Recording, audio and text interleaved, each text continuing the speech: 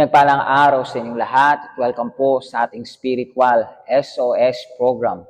Ang programa na ito ay para maghatid ng tulong sa inyo mula sa Panginoon Diyos. At nandito kami, mga lingkod ng Diyos, ipinapasa sa inyo ang pananampalataya at naniniwala kami na ito ay pwedeng bumago ng sitwasyon sa inyong buhay. Dahil kung paano na kami ay nagsasalita ng mga salita na mula sa salita ng Diyos, ay tinatanggap mo naman ang kapangyarihan ng Espiritu Santo at ito ang babago ng iyong buhay. At ano nga ba ang gustong sabihin sa atin ng Panginoong Jesus?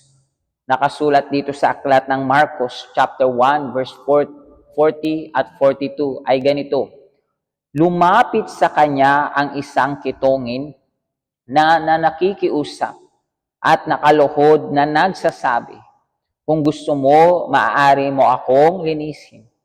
At dahil sa awa, inuunat ni Jesus ang kanyang kamay at hinipo ang kitongin at sinabi sa kanya, "Gusto ko maging malinis ka." At kaagad na nawala ang kanyang ketong at siya'y naging malinis. So dito naunawaan natin na yung lalaki na yon ay meron siyang isang malubhang sakit na walang kagamutan, na isang sakit na unti-unting pumapatay sa kanya. Siya ay ketongin at sa panahon nila ay tinuring siya na sinumpa. At ito ay nagdala sa kanya ng maraming problema. Kalungkutan, pagkawalay sa pamilya, kahirapan, pagkakaroon ng miserableng buhay. So, ang tingin niya sa kanyang sarili ay isang taong napakarumi. At ang bawat dumi na meron siya sa kanyang buhay ay ang mga problema na meron siya. Pero lumapit siya sa Panginoong Jesus dahil naniniwala siya na siya ay pwedeng tumanggap ng paglilinis mula dito. Lumapit siya sa Panginoon, ginamit niya ang kanyang pananampalataya at ang Panginoong Jesus naawa sa kanya at siya ay nilinis sa kanyang sakit. At ito rin naman ang nais ng Panginoon sa iyo. Kapag ikaw ay lumapit sa Kanya, sinabi mo ang iyong mga karumihan, sinabi mo kung ano ang iyong mga problema, yung mga kahinaan, kung sasabihin mo sa Kanya, nalinisin ka sa lahat ng mga ito, kakaawaan ka ng Panginoon. At gaano man ka-imposible, gaano man kahirap, gaano man ikaw ka-problemado ngayon, lahat ito ay bibigyan ng solusyon ng Panginoong at ibibigay niya sa iyo ang tagumpay sa lahat ng ito na sa bandang huli ay magbibigay sa iyo ng kalinisan sa lahat ng trabaho ng masama at ito ay magbibigay sa iyo ng pagbabagong buhay. Kaya nga ngayon gusto kita na ipanalangin at naniniwala ko na sa panalangin na ito ay magbibigay sa iyo ng paglilinis na mula sa Panginoon Diyos. So, ang gusto ko ay gamitin mo ang iyong pananampalataya ngayon. Sumang-ayon ka sa aking panalangin. Sumang-ayon ka sa lahat ng mga viewers ng programa na ito na ikaw ay tatanggap ng paglilinis. Lahat kayo ay tatanggap ng paglilinis sa lahat ng problema na ito. Ito man ay karumihan sa inyong sakit, karumihan sa inyong marriage, sa inyong finances, karumihan sa inyong pamilya, karumihan dahil sa kalungkutang meron ka, karumihan sa lahat ng banda ng iyong buhay. Lahat yan, willing ang Panginoon na linisin. Amen? So please, ipikit mo ang iyong mata. Aking Diyos, aking Ama, itinataas ko ngayon ang buhay ng taong ito. Siya na sinasabi ang lahat ng mga karumihan sa kanyang buhay. Mga karumihan na nagdala sa kanya ng imposibleng mga kaso.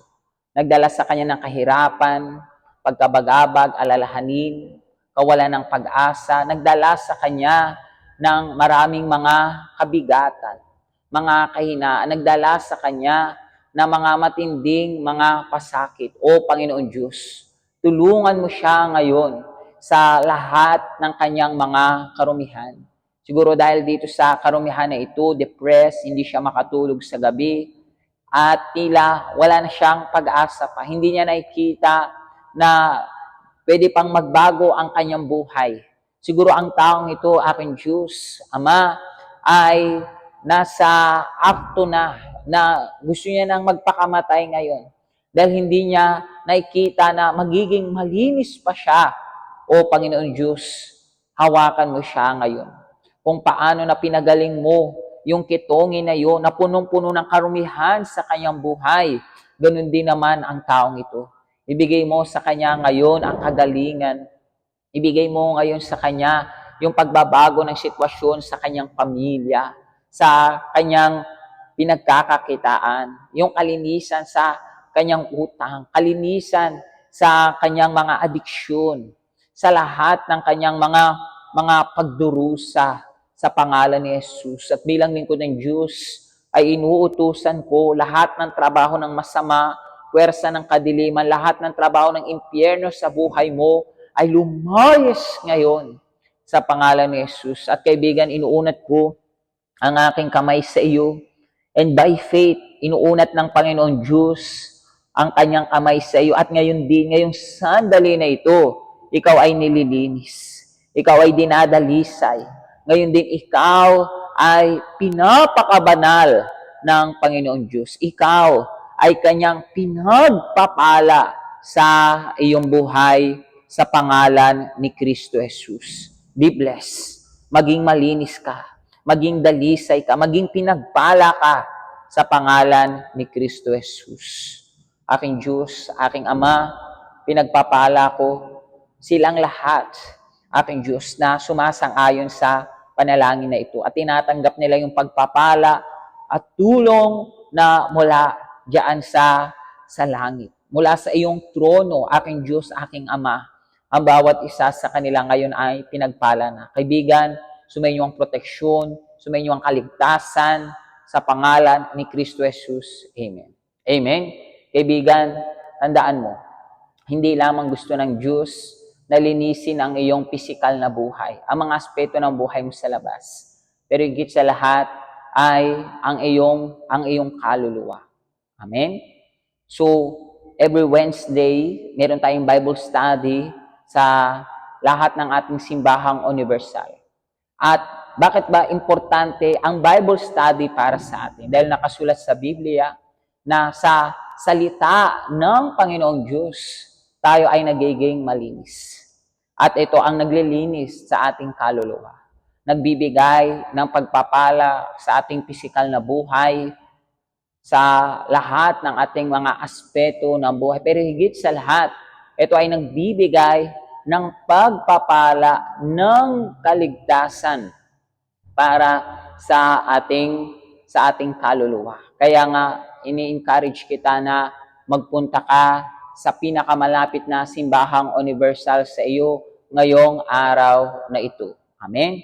Dito sa region natin sa La Union, ay meron tayong 4 na branches. Dito sa San Fernando City, La Union, sa Vigan City, Ilocos Sur, Lawag sa Ilocos Norte, at Urdaneta City sa Pangasinan. Nandiyan ang mga addresses. Amen? Ang ating main service every Wednesday ay alas 6 ng gabi. At nandiyan naman yung ating mga addresses ng pinakamalapit na simbahang universal, pwede sa iyo. So, i-check mo. At nandiyan yung helpline. Pwede mo itanong kung ano yung last service para sa araw na ito. Magpunta ka dahil ito ay magiging pagpapala para sa iyo. Para sa ikaliligtas ng iyong kaluluwa. And this coming Sunday, nandiyan yung ating schedule. So gusto ko na i-invite kayo. Dahil every Sunday, meron din tayong mga malakas na panalangin.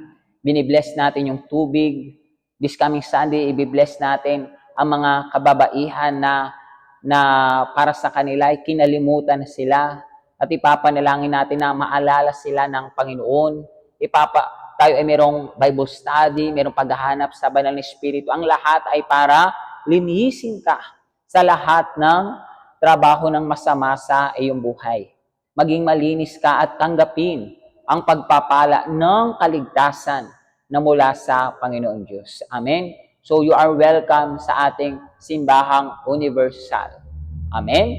So, kaibigan, gusto kong ipakita sa inyo itong malakas na testimony na ito. And also, ang ating pastor gusto ka na i-invite. Magpunta ka. At naniniwala ko na ito ang magiging umpisa na maraming pagbabago sa iyong buhay. Hanggang sa muli, pagpalain kayong lahat ng Diyos. Paalam po. Ako po si Remedios Balandang. Bago po ako dumating dito sa Simbang Universal, ako po ay, yung buhay namin ay sobrang bagsak. Nag-suffer po ako ng matinding depression dahil sa sunod-sunod na problemang dumating sa aming buhay. Una, nung namatay ang lahat ng alaga naming baboy, doon ako na-depress. Yung akala ko na yun ang magsusulba ng buhay namin, pero yun ang nagpabagsak ng aming buhay at nabaon kami sa utang. Then, sa sobrang depressed ko noon, halos araw-araw, gabi-gabi akong nagkukulong sa kwarto, umiiyak, kung paano na namin masulbahan yung mga utang namin, kung paano na namin mabayaran yung lahat ng aming mga utang. Tapos, sumunod pang nagsara ang aming store na yun na lang ang pinagkukunan namin sa pang-araw-araw namin.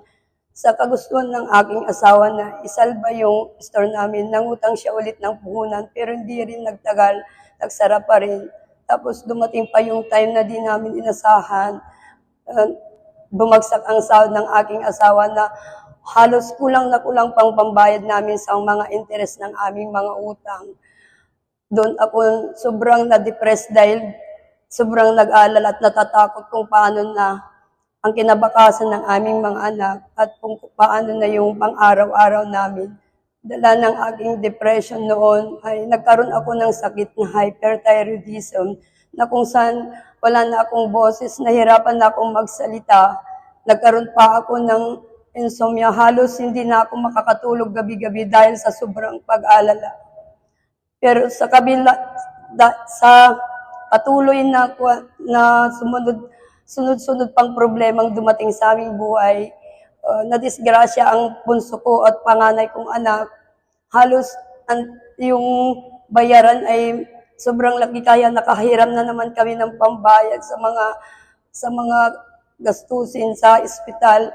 Tapos sabay pasok pa sa ospital ang aking ama.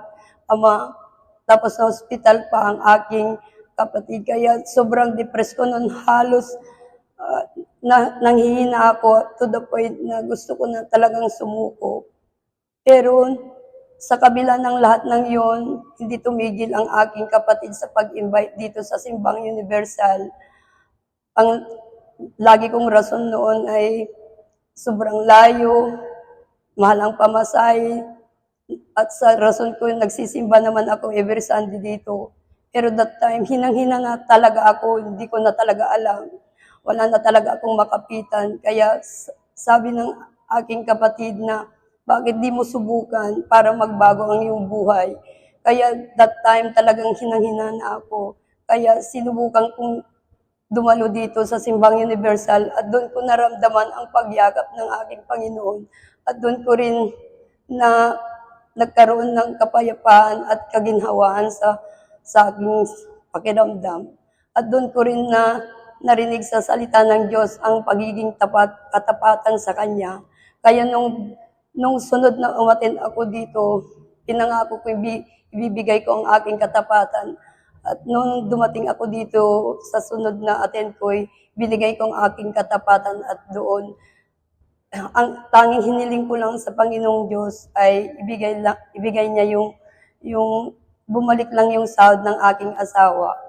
Yun, hindi nagtagal, dininig ng Panginoon ang aking dalangin, kaya nagpapasalamat ako sa Kanya dahil sa pagsagot niya sa aking kahilingan. Then, sa patuloy kong pagbibigay ng aking katapatan, talagang nagbukas ang pintuan ng langit. Nagkaroon pa ng extra income ang aking asawa at nagkaroon pa ng allowances. Kaya kahit paano nakakaraos na kami sa aming mga pang-araw-araw. And then, sabi ng lingkod ng Diyos, year 2023, January yun, sinabi niya, kung gusto niyong makalaya sa lahat ng yung mga kagbigatan, kung gusto niyo ng pagbabago sa lahat ng aspeto ng iyong buhay, bakit di niyo gawing itong 2023 na gawing panatan niyo para magbago ang lahat ng aspeto niyang buhay. Kaya yun, kahit wala ako noon, nagtiwala ako sa Diyos na ipro-provide niya ang aking pang every Sunday na pag-attend ko dito. At sa patuloy kong pakikinig ng kanyang salita at sa patuloy kong pag-uwi ng kanyang mga salita, nakita ko ang unti-unting pagbabago ng aking buhay. At nung narinig ko ang kahalagan ng banal na espiritu, sumali po ako sa Campaign of Israel. Pilit kong sinig ang kanyang presensya halos araw, gabi, madaling araw kong sinisik ang kanyang presensya. Nag-meditate ako ng salita ng Diyos, nakikinig ng mga programa. Tapos after the campaign, dumating ang pinakamalaking pagsubok na hindi ko inaasahan sa buhay. Doon namatay ang aking asawa. That time na pagkamatay ng aking asawa, doon nangusap ang Panginoong Diyos na sabi niya sa akin, anak, huwag kang matakot, huwag kang mangamba, sasamahan kita. Kaya that time feeling ko, hindi ko ma-explain yung nararamdaman ko, nagkaroon ako ng kalakasan, ng tapang na harapin yung problemang yun. Noon, na-receive ko lahat yung mga kahilingan ko, binago niya lahat, binalik niya lahat yung mga nawala sa akin, yung babuyan ko unti-unti nang lumalago, yung nagbabalik pa yung store ko. At praise the Lord dahil hindi na kami nagkukulang at unti-unti na rin nababayaran ang lahat ng aming mga utang. At yung terrorism ko, gumaling na po, awa ng Diyos. Then, nung nang-usap ulit ng Panginoon na paglingkuran ko siya, pilit kong tinatanggi na may takot pa ako at hindi ko pa kaya. Hanggat dumating yung time na feeling ko wala na akong kaligtasan, nagkaroon ako ng duda na hindi ko na na-receive yung banal na espiritu. Kaya, nung narinig ko yung Campaign of Israel ulit, sumali po ulit ako. Doon ko pilit na isurrender ang aking sarili at pinagsisihan na tinanggahin ko ang kanyang tawag. So, that time, hindi pa tapos ang campaign, na-receive ko na ang banal na espiritu at ito, naglilingkod na sa Panginoon at nakakapag-invite na rin ng maraming kaluluwa at isinishare ang kadakilaan ng Panginoong Hesus sa pagbabago ng transformation ng buhay ko at nadadala ko na rin ang aking pamilya dito sa Universal Church. Salamat sa Panginoon sa transformation ng buhay ko at salamat sa UCKJ dahil nakilala ko ang Panginoong Diyos sa buhay ko. Hello po sa inyong lahat, ako si Pastor Damario at andito po ako sa ating Simbahang Universal po sa Urdaneta City sa Pangasinan Province. At meron po kami isang simbahan dito sa Urdaneta to bless your life, to change your life, and to help you. As you can see po sa video na to, madali lang po yung location po para matagpuan ang aming simbahan po dito sa Urdaneta. Ang aming location ay nasa MacArthur Highway. Ang ating simbahan ay located sa Martina Building po sa 2nd floor. At as you can see, madali lang po para sa iyo at para sa iyong pamilya na magpunta to receive po yung pagpapala ng Diyos sa bawat isa sa inyo sa pangalan ni Kristo Jesus. As you can see po, yung pintuan ng ating simbahan dito sa Urdaneta ay bukas araw-araw para sa iyo at para sa iyong pamilya. Ang aming schedule ay Monday to Friday, alas 8 ng umaga, alas 10 ng umaga, alas 3 ng hapon, and 6 p.m. Sunday din po, alas 8 ng umaga, alas 3 ng hapon, 6 p.m. at especially po, alas 10 po ng umaga. Kayo po taga Pangasinan, you are very welcome to attend po one of our services. Kayo at ang inyong pamilya. God bless you all and see you next time. Magandang araw sa inyong lahat, pagpalain kayo ng Diyos. Ako po si Pastor Giliard, dito po sa ating UCK Gilawag. Nandito ako sa harap ng altar, lugar ng pagbabago, lugar ng transformation. Kung nakatira po kayo dito sa Lawag City, malapit sa Lawag, dito po sa Ilocos Norte, yung aming simbahan is located dito sa 30th floor ng Bismonte Building, Barangay 11, Bacara Road, sa Lawag City, malapit sa Kapitolyo, sa harap ng Metro Banco. Handa kami tulungan kayo. Meron po kami na weekdays services po alas 8 ng umaga, alas 10 ng umaga, alas 3 ng hapon. At o main service po alas 6 ng gabi. Meron din po sa linggo, Sunday po alas 7 ng umaga. Main service po alas 10 ng umaga. Meron din alas 3 p.m. at 6 p.m. Handa kami tulungan kayo. Kung ikaw ay may sakit, problema sa pamilya, walang pag-asa, maraming problema na kinakaharap mo, sa tingin mo wala ng solusyon, alam natin na walang imposible sa Diyos. Lahat ng mga problema ay mayroong solusyon. Handa kami tulungan kayo sa pangalan ni Hesus Kristo. Pagpalain po kayo ng Diyos. Magandang hapon po sa inyong lahat, pagpalain po kayo ng Diyos. Ako si Pastor Eduardo mula sa UCKG Vigan City, dito sa probinsya ng Ilocos Sur. At gusto ko imbitahan kayong lahat, ikaw na may kakilala, kaibigan, kapamilya, dito sa probinsya ng Ilocos Sur, ikaw na nakatira dito sa Vigan City, ang imbitasyon na ito ay para sa iyo kung kailangan ninyo ng tulong, yes, espiritual or physical para sa iyo, tsaka para sa iyon buong pamilya. Mga kaibigan, ang ating simbahan dito sa Vigan ay bukas araw-araw. Meron po tayo ng mga service alas 8 ng umaga, alas 10 ng umaga, alas 3 ng hapon, at alas 6 ng gabi. At tuwing Sunday, tuwing Linggo, ang ating napaka-espesyal service, alas 10 ng umaga.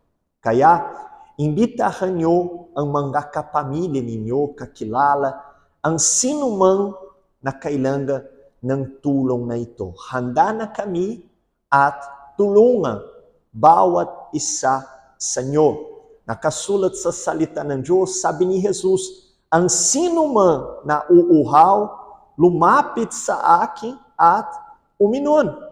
Mga kaibigan, si Jesus, siya ay handa na para baguhin ang buhay, ang pamilya ng bawat isa sa inyo. Kaya magpunta ka, ibahagi ninyo ang imbitasyon na ito para sa lahat ng mga kakilala ninyo dito sa buong probinsya ng Ilocos Sur.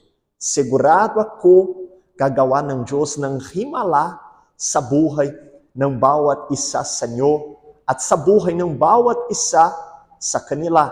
Ang ating simbahan dito sa Vigan City ay nasa Rizal Avenue, sa Arc Building, sa 2nd floor, malapit sa Rabara Hospital, malapit sa Centro Mall, at malapit rin sa sentro ng bayan dito sa Vigan City. Kaya, hinihintay ko kayong lahat. Lahat ay welcome sa tahanan ng Diyos.